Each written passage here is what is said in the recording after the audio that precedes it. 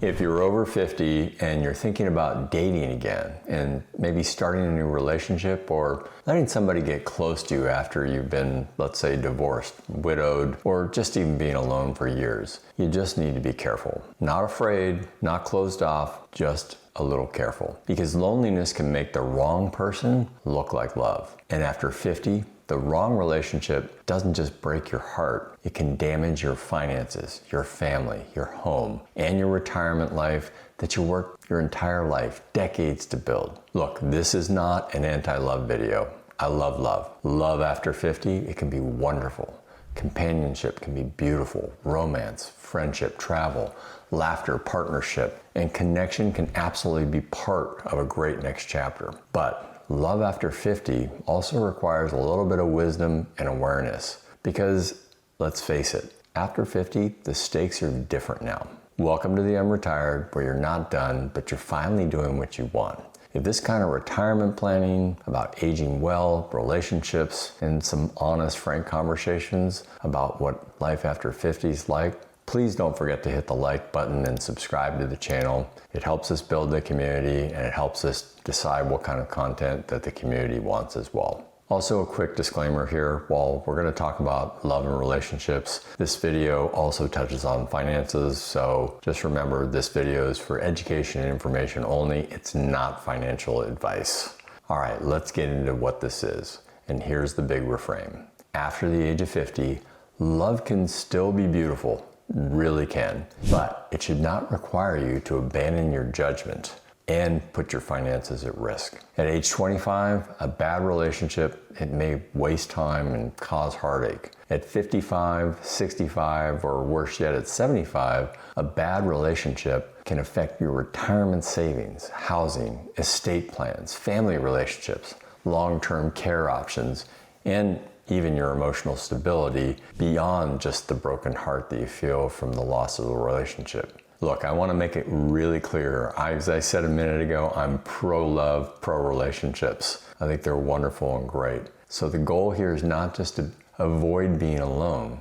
The goal, though, is to build a life that is emotionally rich, but financially protected and aligned with the next chapter that you're trying to build and you always worked your whole life for. And this matters because many people are actually at their most vulnerable after a major life change, especially as they get older. So it could be a divorce, it could be you've been widowed, a long illness of a spouse, empty nest situation with your children, always emotional. It could just be in your retirement or moving to a new city or place. But it's also about losing a familiar identity or just simply being alone after decades of partnership. And sometimes what you miss is love, but sometimes what you miss is the familiarity. You miss somebody in your house. You miss somebody to eat with, somebody to travel with, somebody to text, somebody to make plans with, and somebody who just makes life feel normal again. And that's totally normal. It's deeply human, and there's absolutely no shame in that. But that same vulnerability that can open you to wonderful romance and all kinds of fulfillment, that same vulnerability can make you move too fast,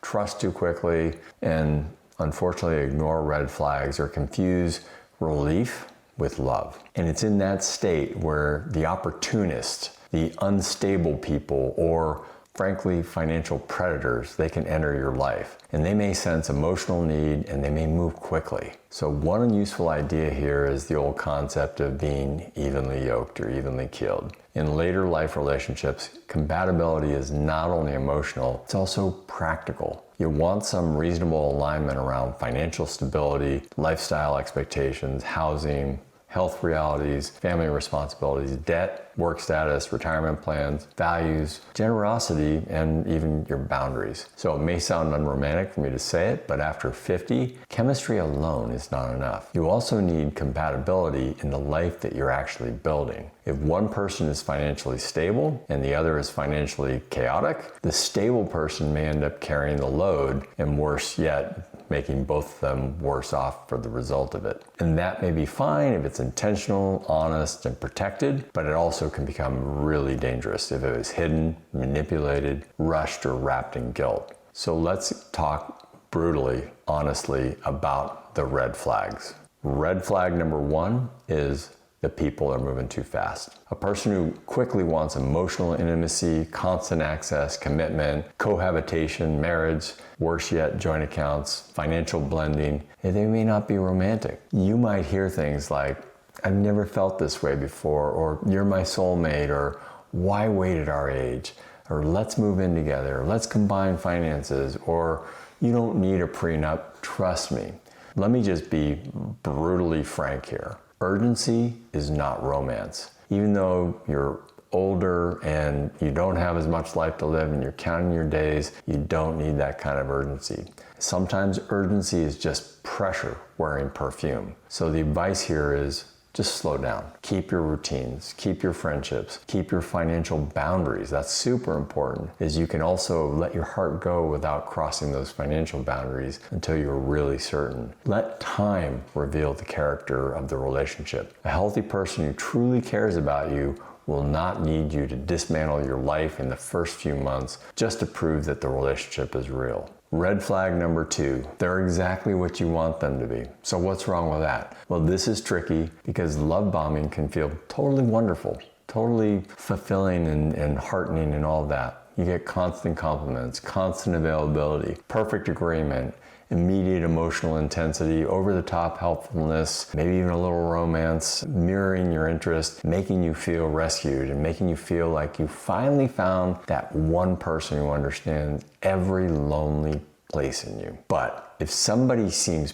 perfectly designed to heal every lonely place in you, slow down. Healthy relationships unfold naturally. Manipulative ones often accelerate and they go fast. Someone who seems too perfect may actually be performing. Time, stress, disagreement, boundaries, and real life will actually reveal the truth over time. Red flag number 3 is financial imbalance and a hidden need. So you got to be really cautious if somebody has unclear income, for example. Maybe they've got major debt or any kind of debt, or there's repeated emergencies with vague explanations, or a sudden need for help. Be cautious if they hint about money, or they want you to pay for something, or worse yet, everything, or maybe there's a push to move in together, or to borrow money, or to want to access your home, your accounts, your car, your credit, or benefits, or worse yet, criticize your family or advisors, and especially when they get defensive about when you ask practical questions about why they're asking these questions.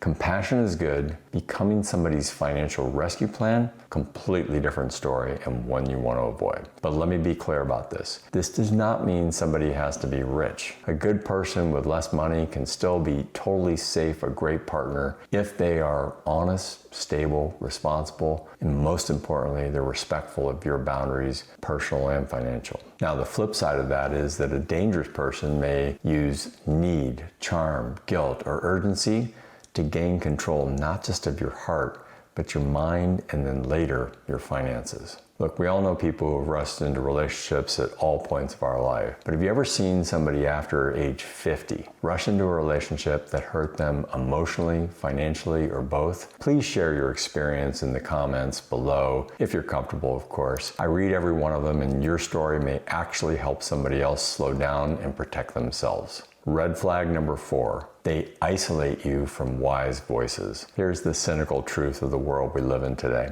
Predators and manipulative people often dislike scrutiny. They may say, hey, your kids don't want you to be happy, or your friends are jealous of you, or your advisor is controlling you, and why do you need to talk to an attorney, or don't tell everybody about our personal business. Anyone who truly loves you should not be afraid of the people who want to protect you and care about you. And you need to listen. If trusted friends, adult children, siblings, or advisors, if they see flags, listen to them. They may not always be right, but do not dismiss them just because a new relationship feels good and you're caught up in the romance of the moment. Feeling good is not the same as feeling safe and being safe. Now, let's talk about how you can protect your finances while allowing your heart to explore. After 50, especially if you have retirement savings, a home, a pension, Social Security, life insurance, inheritance, or assets from a prior marriage, you need to protect yourself before you blend your life with another person.